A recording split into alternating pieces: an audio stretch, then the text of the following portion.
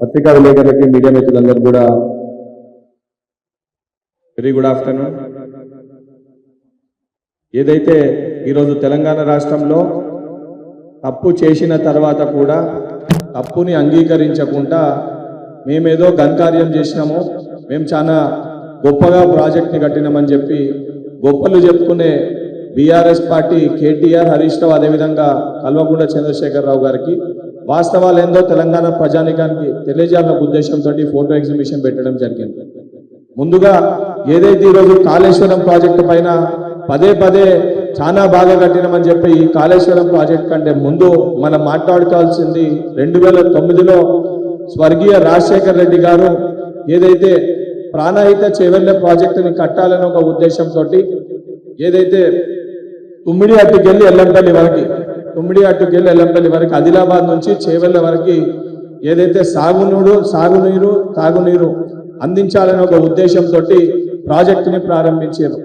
ఆ ప్రాజెక్టు ఖర్చు 38,000 కోట్లతోటి ఆ ప్రాజెక్టుని కంప్లీట్ చేయాలి.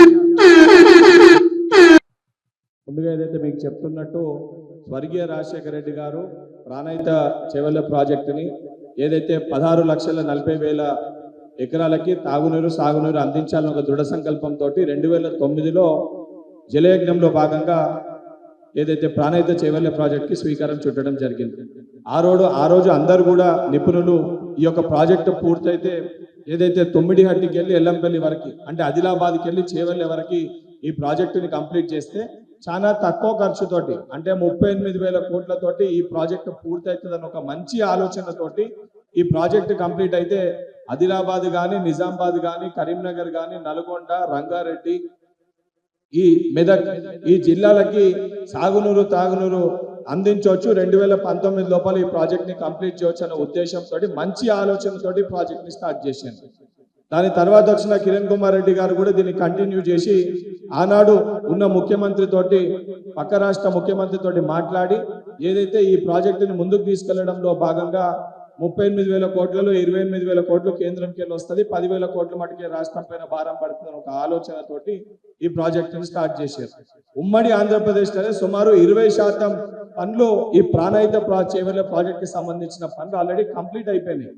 అందులో సుమారు 12,000 కోట్లలో 5,000 కోట్లేమో ఉమ్మడి ఆంధ్రప్రదేశ్, దాని తర్వాత 6,000 కోట్లు రాష్ట్రం బైఫర్కేట్ అయినాక ఖర్చు పెట్టి 20% ప్రాజెక్ట్ కంప్లీట్ అయింది.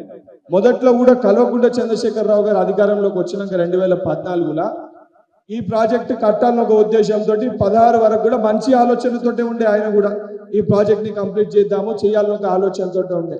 మరి 2016లో మరి ఎందుకు కకృతి పడ్డడం లేదా ఈ ప్రాజెక్టు కంప్లీట్ చేస్తే తెలంగాణ ప్రజలకి లాభం చేకూరుతుంది కానీ నా కుటుంబ సభ్యులకి నా పొట్ట నిండదని ఒక దురఉద్దేశంతో కాళేశ్వరం ప్రాజెక్టు పేరుతోటి ఏదైతే రీడిజైన్లు అని చెప్పి ప్రారంభించి ఎంతో మంది ఇంజనీర్లు కూడా ఈ ప్రాజెక్టు కాళేశ్వరం ప్రాజెక్టు కట్టేటప్పుడు ఏదైతే రిటైర్డ్ ఇంజనీర్స్ వాళ్ళందరూ కూడా ఈ ప్రాంతాలని చెప్పినప్పుడు ఈ ప్రాంతాలలో కడితే ఏదైతే కింద సాయిల్ సరిగా లేదు ఇక్కడ ప్రాజెక్టుని ఈ రకంగా కట్టకూడదు అని చెప్పి ఎంతో మంది చెప్పారు. సరే టెక్నికల్ ఇష్యూస్ చాలా క్లియర్ కట్ గా దీనికంటే ముందు చాలా మంది చెప్పారు. కాబట్టి నేను ఈరోజు 2-3 విషయాలే ప్రస్తావించాలనుకుంటున్నా.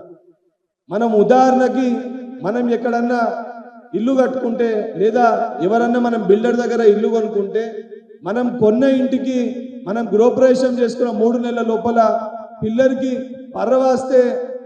పర్రవాసిందని చెప్పి పోయి ఉత్త ప్లాస్టింగ్ చేసుకొని ఆ ఇంట్లో ఉంటామా? లేకపోతే ఉన్న 3 నెలలకే బిల్డింగ్ కట్టిన 3 నెలలకే పర్రవాసిందని ముందు ఇంట్లోకి వెళ్ళి బయటకు వచ్చి ఆ బిల్డర్ పైన కేసు పెడతామా? ఈరోజు ఇంత పెద్ద ప్రాజెక్టు కాళేశ్వరం ప్రాజెక్టు మేము కట్టినామని చెప్పి గొప్పలు చెప్పుకునే బీఆర్ఎస్ పార్టీ నాయకులు కనీసం సిగ్గు ఉండాలి. మీరు మాట్లాడి మేము ఇంత పెద్ద ప్రాజెక్ట్ కట్టినామని చెప్పి మాట్లాడే మీరు చాలా క్లియర్ కట్ ఇక్కడ ఫొటోస్ ఉన్నాయి. ఏదైతే మీరు కట్టిన ప్రాజెక్ట్ కి కట్టిన 3 ఏళ్ల లోపలనే మేడిగడ్డలో 17వ పిల్లర్ దగ్గర 1.586 మీటర్స్ కిందకి కుంగింది. 2023లో ఆగస్టులో మేడిగడ్డ దగ్గర 17వ బ్యారేజ్ దగ్గర 1.586 మీటర్స్ కిందకి కుంగింది. ఆ రోజు కేసు కూడా దాఖలైంది మహదేవ్పూర్లో ఏదైతే ఆ పిల్లర్ కుంగిందని చెప్పి. దాన్ని కూడా సిగ్గు లేకుండా పిల్లర్ కుంగిందాన్ని ఎవరో బాంబు పెట్టి ఆ పేల్చిర్రు అంటే మీరే కదా ప్రభుత్వంలో ఉండే, మీరే అధికారంలో ఉండే కదా. ఏడన్నా దేని దగ్గర బాంబు పెడితే పిల్లర్ పైకి పేలుతుందా కిందకి కుంగుతుందా? కనీసం సోయి లేకుండా ఏదైతే 1,80,000 కోట్లతోటి ప్రారంభించిన ఈ ప్రాజెక్టు 1,20,000 కోట్ల వ్యయాన్ని ఖర్చు పెట్టి కట్టిన 3 ఏళ్ల లోపల ప్రాజెక్టు పిల్లర్ కుంగుతుంది. దాని తర్వాత చాలా క్లియర్ కట్ గా విజువల్స్ ఉన్నాయి. పిల్లర్ ఏ రకంగా కుంగింది, ఏ రకంగా పర్యవాసింది అని చెప్పి ఏ రకంగా క్లియర్ కట్ గా క్రాక్స్ వచ్చినాయి కూడా ఇక్కడ కనబడుతుంది. చాలా క్లియర్ కట్ గా అంటే మీరు ఏదైతే ప్రతి ఏడాదికి 195 టీఎంసీల నీళ్లను ఎత్తిపోస్తుందని చెప్పిన ఈ ప్రాజెక్టు 3 ఏళ్ళు అంటే 2019కి వెళ్ళి 23 వరకు ఇది కేవలము 165 టీఎంసీ మట్టుకే అంటే 3 ఏళ్లలో 165 టీఎంసీ నీళ్లు మట్టుకే ఇది స్టోర్ చేయగలిగింది. మీరు ఎత్తిపోసారు 165 టీఎంసీ నీళ్లు మట్టుకే ఎత్తిపోసారు. అందులో 70% మళ్ళీ నీటిని విడిచిపెట్టిండ్రు. ఉపయోగించింది 15-20 టీఎంసీల నీళ్ళని మీరు ఉపయోగించారు. ఈరోజు అవగాహన లేకుండా ఆలోచన లేకుండా కనీసం ప్రాజెక్ట్ కడితే రీటైనింగ్ వాళ్ళని కూడా సరిగా కట్టకుండా పంప్ హౌస్ దగ్గర ఏదైతే కట్టాల్సిన రీటైనింగ్ వాళ్ళని కూడా అవగాహన లోపంతో ప్రాపర్ ఇన్ఫ్రాస్ట్రక్చర్ తో కట్టకపోతే రీటైనింగ్ వాల్ తోటి మొత్తం పంప్ హౌస్ కూడా మునిగిపోయిన విజువల్స్ ఇవి. ఆనాడు ఏదైతే చిన్న వరదకే రాగానే రీటైనింగ్ వాల్ కూలిపోయి మొత్తం పంప్ హౌస్ నీట మునిగిన సరస్వతి అన్నారం పంప్ హౌస్, నీటిలో మునిగిన మేడిగడ్డ పంప్ హౌస్ విజువల్స్ ఇవి. ఇవి చాలా క్లియర్ కట్ గా కనబడుతున్నాయి. మొత్తం పంప్ హౌస్ మోటార్లన్నీ కూడా నీట మునిగిన ఇది సరస్వతి బయటకు వెళ్ళి దాని విజువల్స్. అంటే ఇంత క్లియర్ కట్ గా ఒక ప్రాజెక్ట్ మీరు కట్టినప్పుడు మీరు పైసలకి కకృతి పడి ఏదైతే ఈ ప్రాజెక్టుని కడితే దాని తర్వాత కన్నపేరు గోదావరి నీళ్ళ పేరుతో తన దాహాన్ని తీర్చుకోనికి కల్వకుంట్ల కుటుంబం తన దాహాన్ని తీర్చుకునే ప్రయత్నం చేసి ఇదిగోండి ఏ రకంగా పర్యవాసులు చూడండి, ఏ రకంగా క్రాక్స్ వచ్చినాయి చూడండి. ఇది చాలా క్లియర్ కట్ గా ఏదైతే కన్నపల్లి పంప్ హౌస్ మీరు అనే మోటార్లు కంప్లీట్ గా నీట మునిగితే 100 కోట్లు ఆ రోజు ఖర్చు పెట్టి ఈ నీట మునిగిన ఏదైతే పంప్ హౌస్ రిపేర్లకి ఖర్చు పెట్టడం జరిగింది. సిగ్గు లేకుండా ఇంత పెద్ద ఎత్తున చాలా క్లియర్ కట్ గా పంప్ హౌస్లు కానీ కట్టిన ప్రాజెక్టు కానీ ఏదైతే మేడిగడ్డ 17వ పిల్లర్ కానీ దాని తర్వాత అది పొంగిన తర్వాత దాని ప్రతిపక్షాలు వెళ్ళి చూసే ప్రయత్నం చేస్తే ఆ రోజు అధికారంలో ఉన్న మీరు అడ్డుకునే ప్రయత్నం చేస్తే ఆ రోజు ఎలక్షన్ కమిషన్ పర్మిషన్ తోటి ఏదైతే మళ్ళీ అక్కడికి వెళ్ళి మా ముఖ్యమంత్రి రేవంత్ రెడ్డి గారు అదేవిధంగా మా రాహుల్ గాంధీ గారు కాంగ్రెస్ నాయకులు అందరూ వెళ్తే దాని తర్వాత నేషనల్ డ్యామ్ సేఫ్టీ అథారిటీ దాన్ని ఇన్స్పెక్షన్ చేసి అక్టోబర్లో ఇన్స్పెక్షన్ చేసి నవంబర్ 1కి రిపోర్ట్ కూడా ఇచ్చింది నేషనల్ డ్యామ్ సేఫ్టీ అథారిటీ. ఈ ప్రాజెక్టుని ఏదైతే సరైన నాణ్యత లోపాలు ఉన్నాయి ప్రాపర్ గా ప్రాజెక్ట్ ని కట్టలేదని చెప్పి చాలా క్లియర్ కట్ గా చెప్పడం జరిగింది. అరే ఇంత జరిగినాక క్లియర్ కట్ గా మీరు తప్పు చేసిరని చెప్పి ఇన్ని విజువల్స్ ఉన్నాక కూడా ఈ రోజు ఆ ప్రాజెక్ట్ ని నీళ్లు నింపితే దాదాపు వందలాది గ్రామాలు మునిగి ఏదైతే వేలాది మంది ప్రజలు ప్రాణాలు కోల్పోతారు ఆ ప్రాజెక్ట్ కంప్లీట్ గా కూలిపోతే.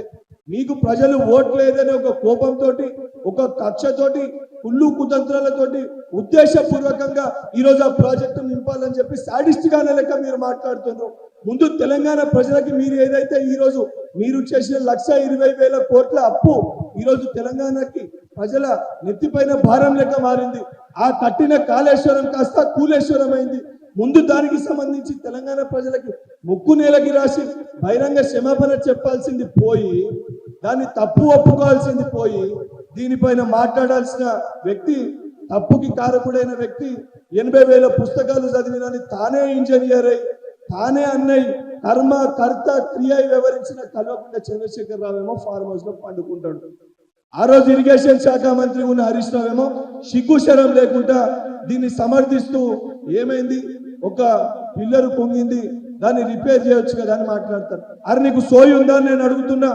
ఈరోజు నువ్వు ఉండే ఇంట్లో నీ మెయిన్ పిల్లర్ కి పర్రవాస్తే ఇంట్లోకి వెళ్ళి బయటికి పోతావా లేదా మేస్త్రిని పిలుచుకొని ప్లాస్టింగ్ చేసి అదే ఇంట్లో ఉంటావా? నీ కుటుంబ సభ్యులు ఉండాల్సిన ఇంట్లో పిల్లర్లు వీక్ గా బేస్మెంట్ వీక్ ఉందని చెప్పి తెలిస్తే ఆ ఇంట్లో నువ్వు నివసిస్తావా? ఆ ఇంట్లో నువ్వు ఉంటావా లేదా ఇమీడియట్ గా ఎవాక్యువేట్ చేస్తావా? ఇప్పుడు ఎక్కడన్నా కూడా ఏ బిల్డింగ్ కన్నా చిన్న డ్యామేజ్ అయితే మొదటగా చేసేది అక్కడ నివసించే వాళ్ళని ఎవాక్యువేట్ చేస్తారు.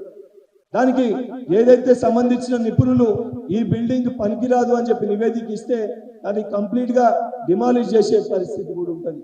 నేషనల్ డ్యామ్ సేఫ్టీ అథారిటీ చాలా క్లియర్ కట్ గా రిపోర్ట్ ఇచ్చింది. ఇది ప్రాపర్ గా లేదు, దీన్ని కడితే కంప్లీట్ గా దీన్ని ఇమీడియట్ గా దీన్ని ప్రాపర్ వేలో చేయకపోతే కంప్లీట్ గా కూలే పరిస్థితి ఉంటుందని చెప్పి చెప్పింది. ఇవన్నీ తెలిసినాక కూడా ఈరోజు సిగ్గు లేకుండా ఏదో వాళ్ళ తెలంగాణ భవన్ లో రక్తదాన శిబిరం పెట్టిర్రంట. 10 ఏళ్ళు అధికారంలో ఉన్నప్పుడు ప్రజల రక్తాన్ని రాబందులు లెక్క పీల్చుక తిన్నారు. ఈరోజు రక్తదాన శిబిరం పెట్టేదాన్ని ఏదైతే మీరు చేసిన తప్పుని ఏదైతే మీరు చేసిన తప్పుకి క్షమాపణ చెప్పుకునే విధంగా రక్తాన్ని దానం చేస్తున్నారు. దాన్ని కూడా నేను ప్రశ్నించాలనుకుంటున్నా.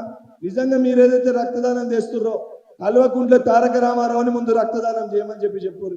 ఆయన రక్తం ఒక శాంపుల్ నాకు కూడా పంపుర్రి. ఎన్నో రోజులకు వెళ్ళి వీడొక డ్రగ్గిస్ట్, ఈ డ్రగ్గిస్ట్ కి సంబంధించిన వైట్ ఛాలెంజ్ టెస్ట్ కి రమ్మంటే వస్తలేడు. ఈ రోజు ఏదైతే తెలంగాణ భవన్ లో కేటీఆర్ బ్లడ్ డొనేట్ చేసి ఆ బ్లడ్ శాంపుల్ని నాకు పంపిస్తే దాన్ని చూపించి వాడు ఏ రకంగా డ్రగ్ ఇస్తాను కూడా చెప్పే పరిస్థితి ఉంటుంది.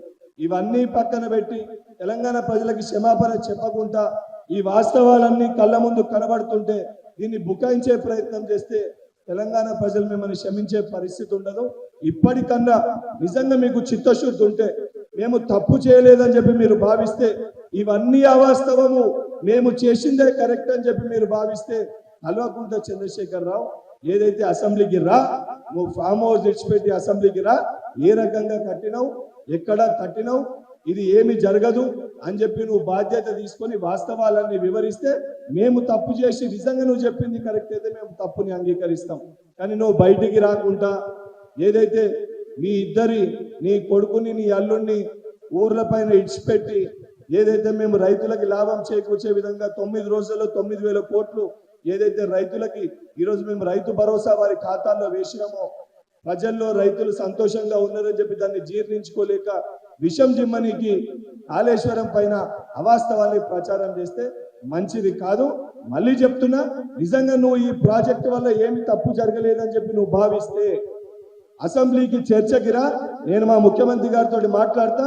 అసెంబ్లీలో 5 రోజుల 10 రోజుల దీనిపైన చర్చ పెడదాము. యావత్ తెలంగాణ సమాజానికి తెలిసే విధంగా ఎవరు కరెక్టో ఎవరు రాంగో అసెంబ్లీ సాక్షిగా తేల్చుకున్నామని చెప్పి కేసీఆర్ గారికి సవాల్ విసురుతున్నాం.